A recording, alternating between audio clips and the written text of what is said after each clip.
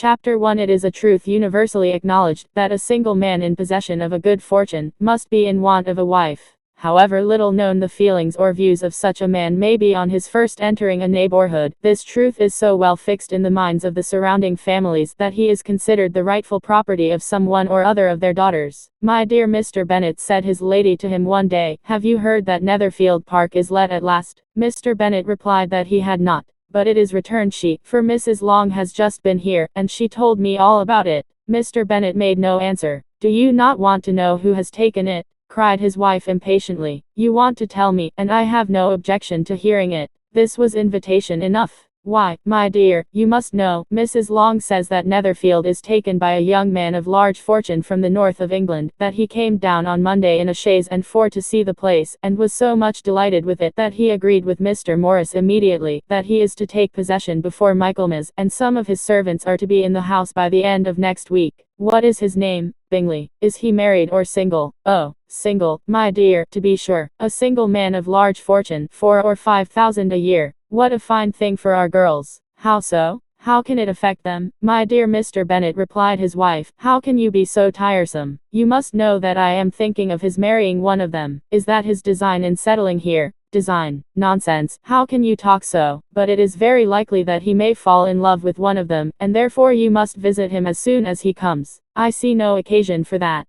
You and the girls may go, or you may send them by themselves, which perhaps will be still better, for as you are, as handsome as any of them, Mr. Bingley may like you the best of the party." "My dear, you flatter me. I certainly have had my share of beauty, but I do not pretend to be anything extraordinary now. When a woman has 5 grown-up daughters, she ought to give over thinking of her own beauty. In such cases, a woman has not often much beauty to think of. But, my dear, you must indeed go and see Mr. Bingley when he comes into the neighborhood. It is more than I engage for, I assure you. But consider your daughters. Only think what an establishment it would be for one of them. Sir William and Lady Lucas are determined to go, merely on that account, for in general, you know, they visit no newcomers. Indeed you must go, for it will be impossible for us to visit him, if you do not. You are over scrupulous, surely. I dare say Mr. Bingley will be very glad to see you, and I will send a few lines by you to assure him of my hearty consent to his marrying, whichever he chooses of the girls, though I must throw in a good word for my little Lizzie. I desire you will do no such thing. Lizzie is not a bit better than the others, and I am sure she is not half so handsome as Jane, nor half so good-humoured as Lydia, but you are always giving her the preference."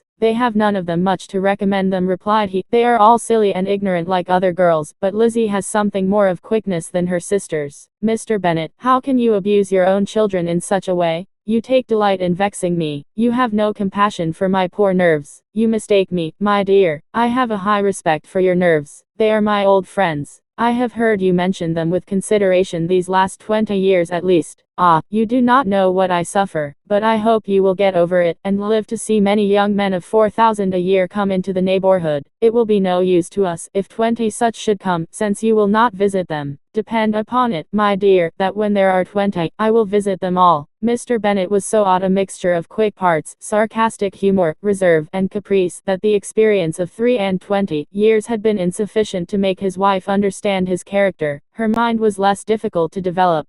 She was a woman of mean understanding, little information, and uncertain temper. When she was discontented, she fancied herself nervous. The business of her life was to get her daughters married. Its solace was visiting and news. Chapter 2. Mr. Bennet was among the earliest of those who waited on Mr. Bingley. He had always intended to visit him, though to the last always assuring his wife that he should not go, and till the evening, after the visit was paid, she had no knowledge of it. It was then disclosed in the following manner. Observing his second daughter employed in trimming a hat, he suddenly addressed her with, "I hope Mr. Bingley will like it, Lizzie." "We are not in a way to know what Mr. Bingley likes," said her mother resentfully, "since we are not to visit." "But you forget, mamma," said Elizabeth, "that we shall meet him at the assemblies, and that Mrs. Long promised to introduce him." "I do not believe Mrs. Long will do any such thing. She has 2 nieces of her own. She is a selfish, hypocritical woman, and I have no opinion of her." "No more have I," said Mr. Bennet, "and I am glad to find that you do not depend on her serving you." Mrs. Bennet deigned not to make any reply, but, unable to contain herself, began scolding one of her daughters. "Don't keep coughing so, Kitty, for heaven's sake. Have a little compassion on my nerves. You tear them to pieces.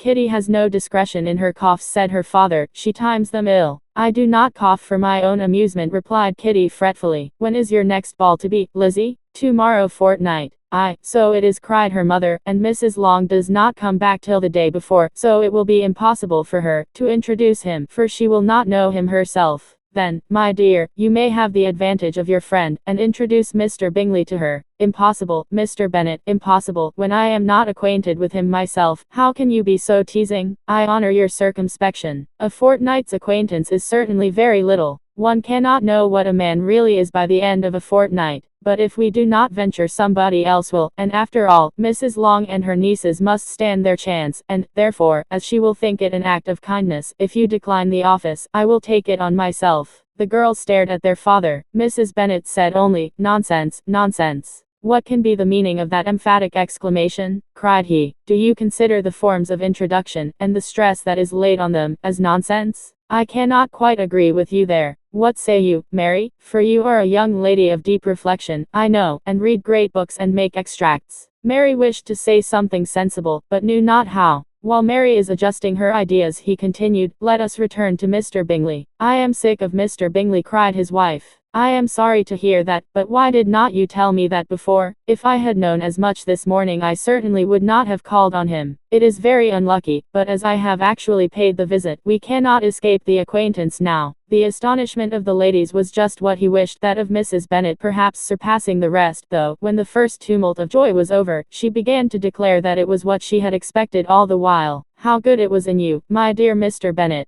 but I knew I should persuade you at last. I was sure you loved your girls too well to neglect such an acquaintance. Well, how pleased I am, and it is such a good joke, too, that you should have gone this morning and never said a word about it till now. Now, Kitty, you may cough as much as you choose, said Mr. Bennet, and, as he spoke, he left the room, fatigued with the raptures of his wife. What an excellent father you have, girls, said she, when the door was shut. I do not know how you will ever make him amends for his kindness, or me, either, for that matter. At our time of life, it is not so pleasant, I can tell you, to be making new acquaintances every day, but for your sakes, we would do anything. Lydia, my love, though you are the youngest, I dare say Mr. Bingley will dance with you at the next ball. Oh, said Lydia stoutly, I am not afraid, for though I am the youngest, I'm the tallest. The rest of the evening was spent in conjecturing how soon he would return Mr. Bennet's visit, and determining when they should ask him to dinner. Chapter 3. Not all that Mrs. Bennet, however, with the assistance of her 5 daughters, could ask on the subject, was sufficient to draw from her husband any satisfactory description of Mr. Bingley. They attacked him in various ways with barefaced questions, ingenious suppositions, and distant surmises, but he eluded the skill of them all, and they were at last obliged to accept the second-hand intelligence of their neighbour, Lady Lucas.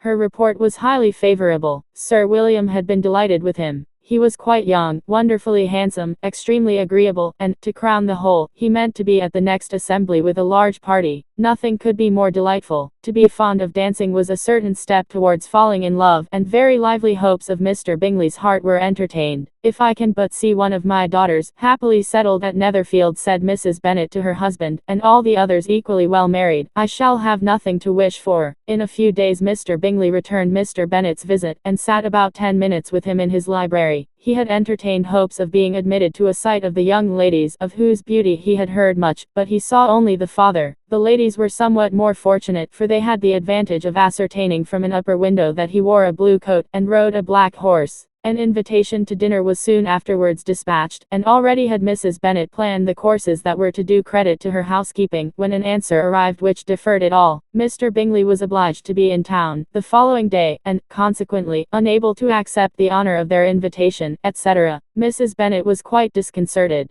She could not imagine what business he could have in town, so soon after his arrival in Hertfordshire, and she began to fear that he might be always flying about from one place to another, and never settled at Netherfield as he ought to be. Lady Lucas quieted her fears a little by starting the idea of his being gone to London only to get a large party for the ball, and a report soon followed that Mr. Bingley was to bring 12 ladies and 7 gentlemen with him to the assembly. The girls grieved over such a number of ladies, but were comforted the day before the ball by hearing that instead of 12 he brought only 6 with him from London, his 5 sisters and a cousin. And when the party entered the assembly room it consisted of only 5 altogether: Mr. Bingley, his 2 sisters, the husband of the eldest, and another young man. Mr. Bingley was good-looking and gentlemanlike. He had a pleasant countenance, and easy, unaffected manners. His sisters were fine women, with an air of decided fashion. His brother-in-law, Mr. Hurst, merely looked the gentleman, but his friend Mr. Darcy soon drew the attention of the room by his fine, tall person, handsome features, noble mien, and the report which was in general circulation within 5 minutes after his entrance, of his having 10,000 a year. The gentlemen pronounced him to be a fine figure of a man. The ladies declared he was much handsomer than Mr. Bingley, and he was looked at with great admiration for about half the evening, till his manners gave a disgust which turned the tide of his popularity, for he was discovered to be proud, to be above his company, and above being pleased, and not all his large estate in Derbyshire could then save him from having a most forbidding, disagreeable countenance, and being unworthy to be compared with his friend.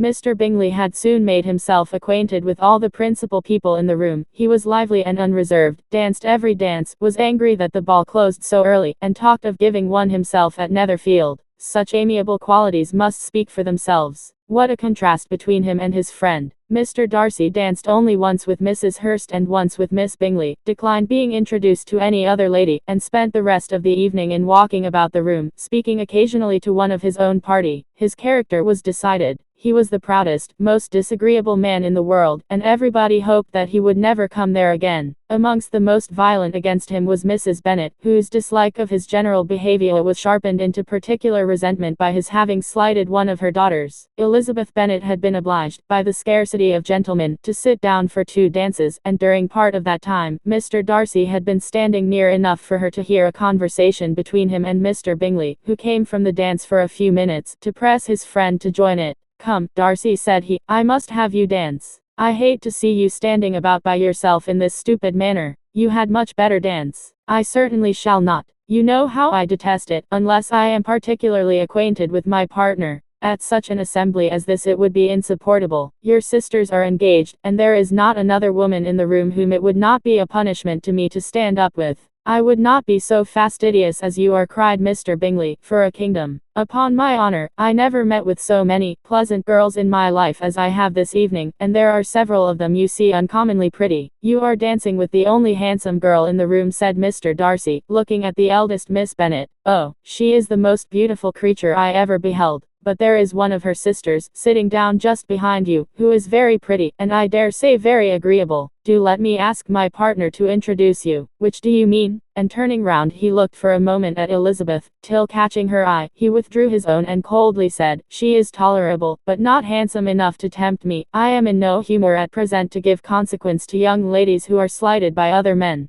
You had better return to your partner and enjoy her smiles, for you are wasting your time with me." Mr. Bingley followed his advice. Mr. Darcy walked off, and Elizabeth remained with no very cordial feelings toward him. She told the story, however, with great spirit among her friends, for she had a lively, playful disposition, which delighted in anything ridiculous. The evening altogether passed off pleasantly to the whole family. Mrs. Bennet had seen her eldest daughter much admired by the Netherfield party. Mr. Bingley had danced with her twice, and she had been distinguished by his sisters. Jane was as much gratified by this as her mother could be, though in a quieter way. Elizabeth felt Jane's pleasure. Mary had heard herself mentioned to Miss Bingley as the most accomplished girl in the neighbourhood, and Catherine and Lydia had been fortunate enough never to be without partners, which was all that they had yet learned to care for, at a ball. They returned, therefore, in good spirits to Longbourn, the village where they lived, and of which they were the principal inhabitants. They found Mr. Bennet still up. With a book he was regardless of time, and on the present occasion, he had a good deal of curiosity as to the event of an evening which had raised such splendid expectations. He had rather hoped that his wife's views on the stranger would be disappointed, but he soon found out that he had a different story to hear. "Oh, my dear Mr. Bennet," as she entered the room, "we have had a most delightful evening, a most excellent ball. I wish you had been there. Jane was so admired, nothing could be like it.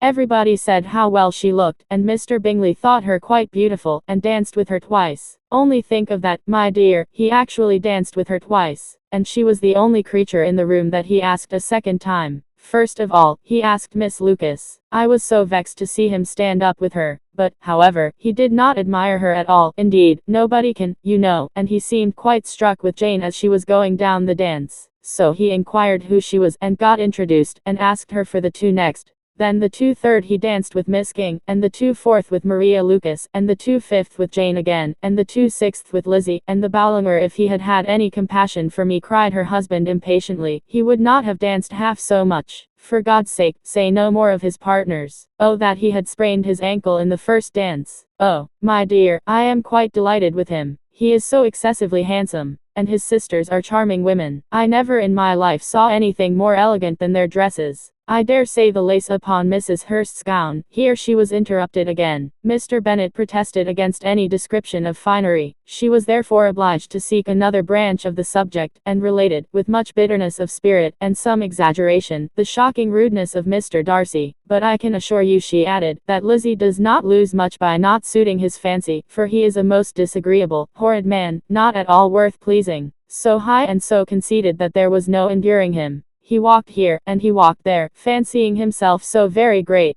not handsome enough to dance with. I wish you had been there, my dear, to have given him one of your set-downs. I quite detest the man." Chapter 4. When Jane and Elizabeth were alone, the former, who had been cautious in her praise of Mr. Bingley before, expressed to her sister just how very much she admired him. "He is just what a young man ought to be," said she, "sensible, good-humoured, lively, and I never saw such happy manners, so much ease, with such perfect good breeding." "He is also handsome," replied Elizabeth, "which a young man ought likewise to be, if he possibly can. His character is thereby complete. I was very much flattered by his asking me to dance a second time. I did not expect such a compliment. Did not you? I did for you, but that is one great difference between us. Compliments always take you by surprise, and me never. What could be more natural than his asking you again? He could not help seeing that you were about 5 times as pretty as every other woman in the room. No thanks to his gallantry for that. Well, he certainly is very agreeable, and I give you leave to like him. You have liked many a stupider person, dear Lizzie. Oh, you are a great deal too apt, you know, to like people in general. You never see a fault in anybody. All the world are good and agreeable in your eyes. I never heard you speak ill of a human being in your life. I would not wish to be hasty in censuring anyone, but I always speak what I think. I know you do, and it is that which makes the wonder, with your good sense, to be so honestly blind to the follies and nonsense of others. Affectation of candor is common enough, one meets with it everywhere, but to be candid without ostentation or design to take the good of everybody's character and make it still better, and say nothing of the bad, belongs to you alone. And so you like this man's sisters, too, do you? Their manners are not equal to his. Certainly not at first, but they are very pleasing women when you converse with them. Miss Bingley is to live with her brother, and keep his house, and I am much mistaken if we shall not find a very charming nabob in her. Elizabeth listened in silence, but was not convinced. Their behavior at the assembly had not been calculated to please in general, and with more quickness of observation, and less pliancy of temper than her sister, and with a judgment, too unassailed by any attention to herself, she was very little disposed to approve them. They were in fact, very fine ladies, not deficient in good humour, when they were pleased, nor in the power of making themselves agreeable, when they chose it, but proud and conceited. They were rather handsome, had been educated in one of the first private seminaries in town, had a fortune of £20,000, were in the habit of spending more than they ought, and of associating with people of rank, and were therefore in every respect entitled to think well of themselves, and meanly of others. They were of a respectable family in the north of England, a circumstance more deeply impressed on their memories than that their brother's fortune, and their own, had been acquired by trade. Mr. Bingley inherited property to the amount of nearly £100,000 from his father, who had intended to purchase an estate, but did not live to do it. Mr. Bingley intended it likewise, and sometimes made choice of his county, but as he was now provided with a good house and the liberty of a manor, it was doubtful to many of those, who best knew the easiness of his temper, whether he might not spend the remainder of his days at Netherfield, and leave the next generation to purchase. His sisters were anxious for his having an estate of his own, but though he was now only established as a tenant, Miss Bingley was by no means unwilling to preside at his table, nor was Mrs. Hurst, who had married a man of more fashion than fortune, less disposed to consider his house as her home, when it suited her. Mr. Bingley had not been of age 2 years, when he was tempted by an accidental recommendation to look at Netherfield House. He did look at it, and into it for half an hour, was pleased with the situation and the principal rooms, satisfied with what the owner said in its praise, and took it immediately. Between him and Darcy there was a very steady friendship, in spite of great opposition of character. Bingley was endeared to Darcy by the easiness, openness, and ductility of his temper, though no disposition could offer a greater contrast to his own, and though with his own he never appeared dissatisfied. On the strength of Darcy's regard, Bingley had the firmest reliance, and of his judgment the highest opinion. In understanding, Darcy was the superior. Bingley was by no means deficient, but Darcy was clever. He was at the same time haughty, reserved, and fastidious, and his manners, though well-bred, were not inviting. In that respect his friend had greatly the advantage. Bingley was sure of being liked wherever he appeared. Darcy was continually giving offence. The manner in which they spoke of the Meryton assembly was sufficiently characteristic. Bingley had never met with more pleasant people or prettier girls in his life. Everybody had been most kind and attentive to him. There had been no formality, no stiffness. He had soon felt acquainted with all the room, and, as to Miss Bennet, he could not conceive an angel more beautiful. Darcy, on the contrary, had seen a collection of people in whom there was little beauty and no fashion, for none of whom he had felt the smallest interest, and from none received either attention or pleasure. Miss Bennet he acknowledged to be pretty, but she smiled too much. Mrs. Hurst and her sister allowed it to be so, but still they admired her and liked her, and pronounced her to be a sweet girl, and one whom they would not object to know more of. Miss Bennet was therefore established as a sweet girl, and their brother felt authorized by such commendation to think of her as he chose. Chapter 5. Within a short walk of Longbourn lived a family with whom the Bennets were particularly intimate. Sir William Lucas had been formerly in trade in Meryton, where he had made a tolerable fortune, and risen to the honour of knighthood by an address to the king during his mayoralty. The distinction had perhaps been felt too strongly. It had given him a disgust to his business, and to his residence in a small market town, and, in quitting them both, he had removed with his family to a house about a mile from Meryton, denominated from that period Lucas Lodge, where he could think with pleasure of his own importance, and, unshackled by business, occupy himself solely in being civil to all the world. For, though elated by his rank, it did not render him supercilious. On the contrary, he was all attention to everybody. By nature inoffensive, friendly, and obliging, his presentation at St. James's had made him courteous. Lady Lucas was a very good kind of woman, not too clever to be a valuable neighbour to Mrs. Bennet. They had several children. The eldest of them, a sensible, intelligent young woman, about 27, was Elizabeth's intimate friend. That the Miss Lucases and the Miss Bennets should meet to talk over a ball was absolutely necessary, and the morning after the assembly brought the former to Longbourn to hear and to communicate. "You began the evening well, Charlotte," said Mrs. Bennet with civil self-command to Miss Lucas. "You were Mr. Bingley's first choice." "Yes, but he seemed to like his second better." "Oh. You mean Jane, I suppose, because he danced with her twice." "To be sure, that did seem as if he admired her. Indeed, I rather believe he did. I heard something about it, but I hardly know what something about Mr. Robinson." "Perhaps you mean what I overheard between him and Mr. Robinson. Did not I mention it to you? Mr. Robinson's asking him how he liked our Meryton assemblies, and whether he did not think there were a great many pretty women in the room, and which he thought the prettiest, and his answering immediately to the last question, 'Oh, the eldest Miss Bennet.' Beyond a doubt there cannot be two opinions on that point." "Upon my word. Well, that is very decided indeed. That does seem as if, but, however, it may all come to nothing, you know. My overhearings were more to the purpose than yours, Eliza," said Charlotte. "Mr. Darcy is not so well worth listening to as his friend, is he, poor Eliza, to be only just tolerable? I beg you would not put it into Lizzie's head to be vexed by his ill treatment, for he is such a disagreeable man, that it would be quite a misfortune to be liked by him. Mrs. Long told me last night that he sat close to her for half an hour, without once opening his lips." "Are you quite sure, ma'am? Is not there a little mistake?" said Jane. "I certainly saw Mr. Darcy speaking to her."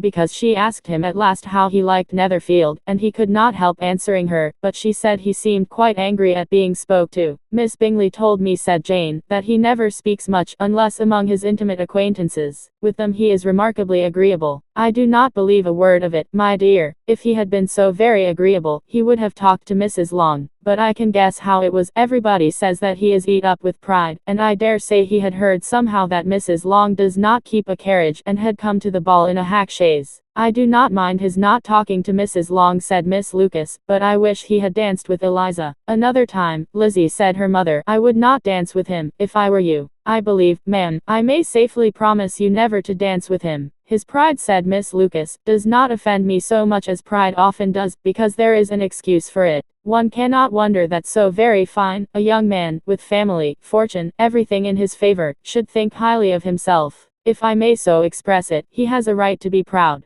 That is very true, replied Elizabeth, and I could easily forgive his pride, if he had not mortified mine. Pride, observed Mary, who piqued herself upon the solidity of her reflections, is a very common failing, I believe. By all that I have ever read, I am convinced that it is very common indeed, that human nature is particularly prone to it, and that there are very few of us who do not cherish a feeling of self-complacency on the score of some quality or other, real or imaginary. Vanity and pride are different things, though the words are often used synonymously. A person may be proud, without being vain. Pride relates more to our opinion of ourselves, vanity to what we would have others think of us. If I were as rich as Mr. Darcy, cried a young Lucas, who came with his sisters, I should not care how proud I was. I would keep a pack of foxhounds, and drink a bottle of wine a day. Then you would drink a great deal more than you ought, said Mrs. Bennet, and if I were to see you at it, I should take away your bottle directly. The boy protested that she should not, she continued to declare that she would, and the argument ended only with the visit.